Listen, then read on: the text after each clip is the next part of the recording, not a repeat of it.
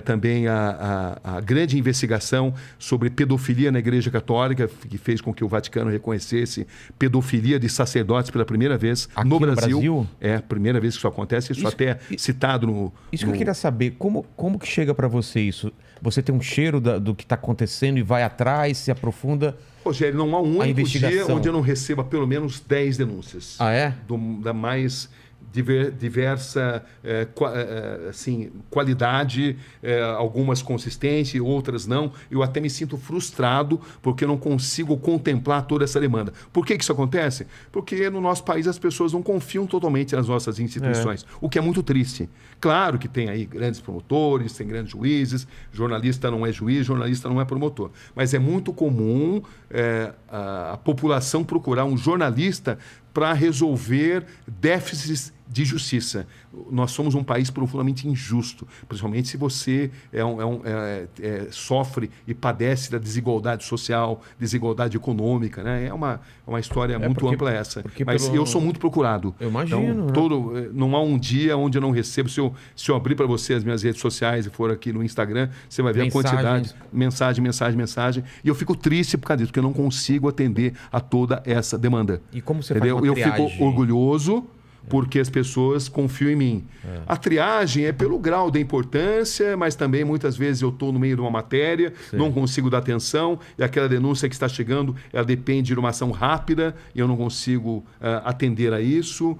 É difícil isso, porque você tem que abrir mão de muita coisa que é muito importante. Eu sou muito grato pela confiança que as pessoas têm em mim e muito frustrado por não conseguir atender a todos aqueles que me procuram. Esse da Igreja Católica, os casos chegou através de uma denúncia anônima de que havia um abuso contra coroinhas na cidade de Arapiraca, no interior do estado de Alagoas.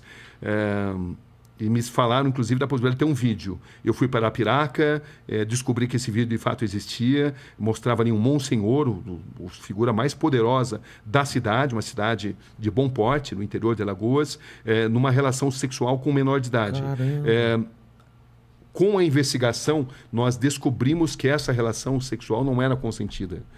E que havia também ali a confraria do silêncio, ou seja, a igreja local abafava o caso para que isso não fosse divulgado, porque havia muita gente envolvida.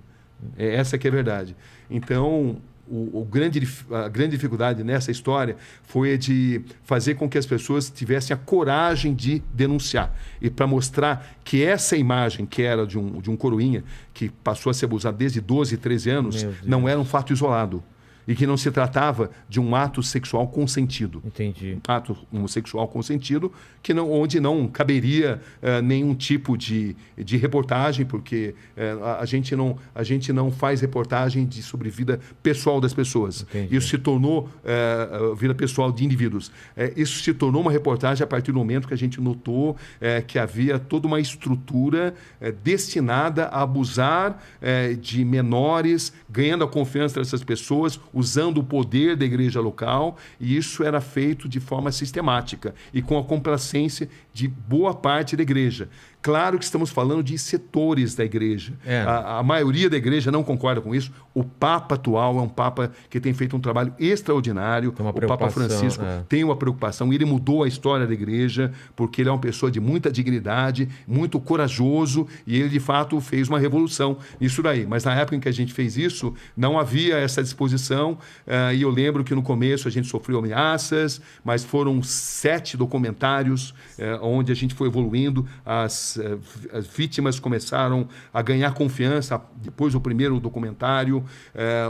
A gente conseguiu registrar as várias ameaças, até uma matéria muito boa de ser assistida, porque ela mostra, a gente conseguia documentar toda essa estrutura que ameaçava as vítimas. As vítimas foram ameaçadas. Se elas contassem a história, e eles ficaram sabendo que eu estava lá, elas seriam punidas drasticamente, entendeu? E ao longo de 7 grandes documentários, a gente conseguiu ouvir uma infinidade de vítimas, e o resultado final foi que 3 monsenhores, historicamente, foram pela primeira vez condenados. É a primeira vez que isso acontecia. A primeira vez que o Vaticano... A primeira vez que o Vaticano, já teve outros casos de punição, mas foi a primeira vez que o Vaticano reconheceu casos de abusos de sacerdotes contra coroinhas no Brasil. Essa foi um divisor de águas. Um divisor de águas, essa história. Um meia-culpa feito pelo próprio Vaticano. Foi muito significativo. Inclusive, como ele é um capítulo repleto de detalhes, é o mais longo, inclusive, desse aí. E quanto tempo você ficou Chama-se Atrás do... Atrás do altar.